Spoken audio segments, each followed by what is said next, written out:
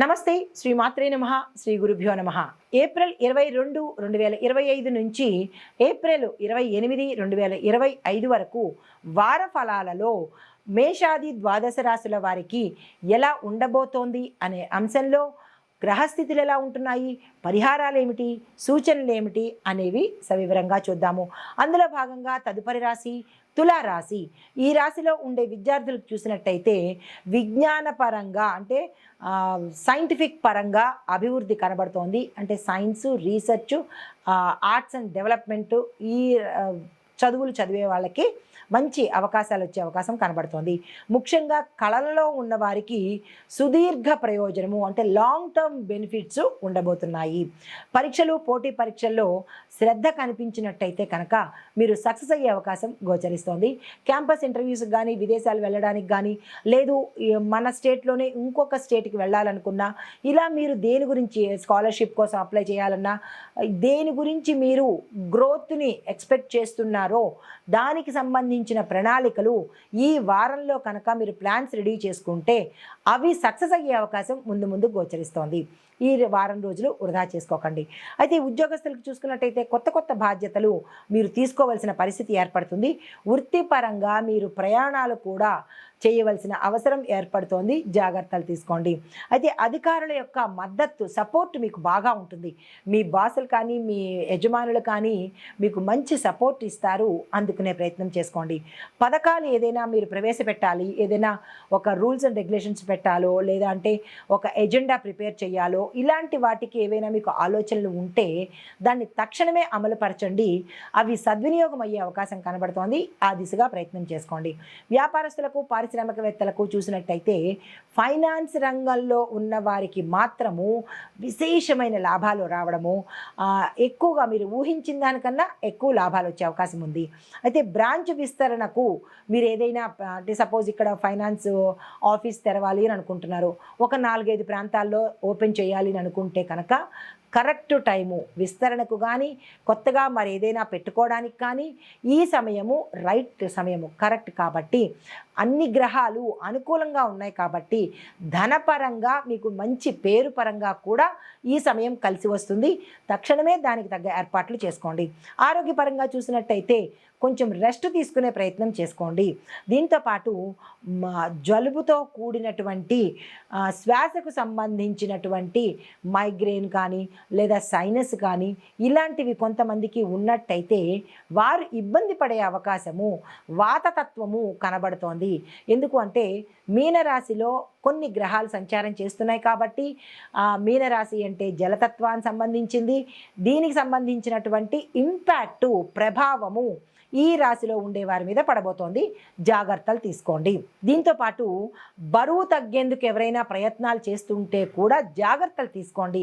బరువు తగ్గడానికి ఆపరేషన్స్ కానీ, లేదా ఎక్సర్సైజులు కానీ, జిమ్ముకు వెళ్ళడాలు కానీ ఇలాంటివి ఏమైనా చేసేవాళ్ళు చాలా జాగ్రత్తలు తీసుకోండి. మంచినీళ్ళు తాగేటప్పుడు జాగ్రత్తలు పాటించి మంచినీళ్ళు తీసుకోండి.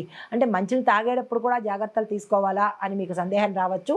నీటికి సంబంధించినటువంటి విషయాలలో జాగ్రత్తలు ఈ రాశి వారు తీసుకోవాలి.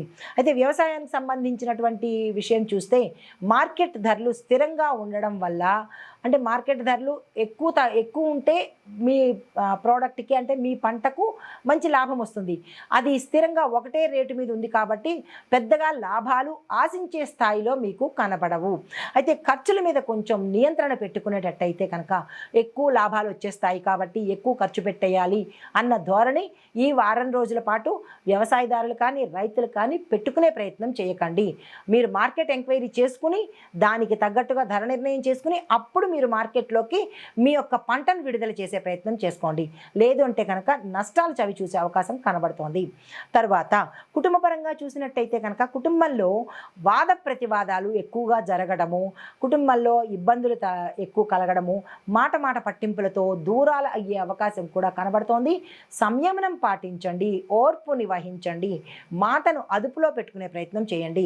భార్యాభర్తల మధ్య కొంత దూరాలు అయ్యే అవకాశం ఉంది. అంటే తగాదాల వల్ల కావచ్చు, లేదా మీ యొక్క ఉద్యోగరీత్యా కావచ్చు, భార్యాభర్తలు దూరంగా ఉండే అవకాశము, ఎడబాటు కలిగే అవకాశం గోచరిస్తోంది.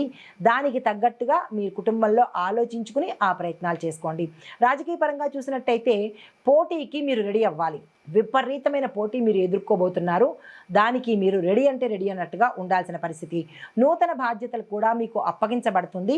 అవి తీసుకునే ఏర్పాటు చేసుకోండి. మీరు చెయ్యగలమా లేదా అని యోచన చేసి అప్పుడు యాక్సెప్ట్ చేసే ప్రయత్నం చేసుకోండి. అయితే అభిమానుల మద్దతు మీకు చాలా ఎక్కువగా ఉంటుంది కాబట్టి దానికి తగ్గట్టుగా మీరు ప్రణాళికలు వేసుకోండి. అయితే ఆర్థిక పరంగా చూసినట్టయితే స్థిరంగా ఉన్నప్పటికీ ప్రతి ఒక్కళ్ళకి అనవసరమైన ఖర్చులు వచ్చే అవకాశం గోచరిస్తోంది. అంటే అన్ని రంగాల్లో ఉన్న వాళ్ళకి ఈ సమయంగా చూసినట్టయితే ఖర్చులు ఎక్కువ అవుతాయి. మీ రాబడి తక్కువ ఉంటుంది, ఖర్చులు అనవసరంగా పెరిగే అవకాశం కనబడుతోంది. ఎందుకంటే రాజపూజ్యాలు, అవమానాలు మనకి సంవత్సరం మొదట్లోనే నిర్ణయించబడతాయి కదా. దానితో పాటుగా ఇక్కడ మీకు ఈ వారంలో ఖర్చుల జాబితా పెరుగుతుంది, ఆదాయం జాబితా తగ్గుతుందనమాట. అయితే కొంతమందికి కొనుగోళ్ళు అనవసరమైన ఎక్కువగా కొనే అవకాశము, ఆర్డర్లు పెట్టి తెప్పించుకోవడము, లేదా బయటికి సరదాగా వెళ్ళినప్పుడు అవసరం లేకపోయినా కానీ కొనాలని అనిపించడము, ఇలాంటివన్నీ జరిగే అవకాశం కనబడుతోంది. జాగ్రత్తలు తీసుకోండి. సామాజిక పరంగా చూసినట్టయితే కనుక మీకు కొత్త కొత్త పరిచయాలు, కొత్త మనుషులు, కొత్త సంస్థలు పరిచయాలు అవుతాయి. వినియోగదారుల యొక్క అభిప్రాయాలు కూడా ప్రభావితం చేస్తాయి. అంటే మీరు వ్యాపారస్తులైతే కనుక కొత్త వినియోగదారులు వస్తారు, కొత్త పరిచయాలు పెరుగుతాయి. వారితో కొంచెం జాగ్రత్తలుగా పాటించండి. ఏ రంగంలో ఉన్న వాళ్ళైనా కొత్త వారితో కొత్త పరిచయాలలో జాగ్రత్తలు తీసుకోండి. అయితే సినిమా రంగంలో చూసినట్టయితే కనుక మోడలింగు, డిజైనింగు, ఈ రంగాల్లో ఉన్న వాళ్ళకి ఎక్కువగా అవకాశాలు వస్తాయి. యూట్యూబ్, డిజిటల్ మీడియాలో ఉండే వారికి గుర్తింపు కలిగే అవకాశం గోచరిస్తోంది. ఐటీ కాంట్రాక్టుదారులకి ఆన్లైన్లో అవకాశాలు మీకు ఎక్కువగా వస్తాయి, ప్రయత్నాలు చేసుకోండి. ఫ్రీలాన్స్ ప్రాజెక్టులు వస్తాయి, దాన్ని యాక్సెప్ట్ చేసే ప్రయత్నం చేసుకోండి. తద్వారా లాభాలు వచ్చే అవకాశం గోచరిస్తోంది. అయితే ఓవరాల్గా ఈ రాశిలో ఉండే వారికి చెప్పదగిన పరిహారాలు: దుర్గా అమ్మవారిని తప్పనిసరిగా పూజించండి. నీలిరంగు పుష్పాలతో శుక్రవారం రోజు అమ్మవారిని అర్చించే ప్రయత్నం చేసుకోండి. శ్రీ సూక్తాన్ని తప్పనిసరిగా పఠించే ప్రయత్నం కానీ వినడం కానీ చేసుకోండి. అయితే ఇక్కడ దానంగా ఏమి ఇచ్చుకోవాలి అంటే, ఎవరైనా వృద్ధ మహిళ, అంటే పార్వతీ అమ్మవారిలాగా కనిపిస్తోంది అన్న ఒక ముసల ఆవిడకు చీర, జాకెట్టు, పసుపు, కుంకుమ, తాంబూలం ఇచ్చుకునే ప్రయత్నం చేసినట్టయితే కనుక విశేషమైన ఫలితాలు పొందే అవకాశం గోచరిస్తోంది. ఇది ఈ రాశిలో ఉండేవారికి చెప్పదగిన గోచార రీత్యా ఫలితాలు, గ్రహ ప్రభావాలు, పరిహారాలు, సూచనలు. నమస్తే.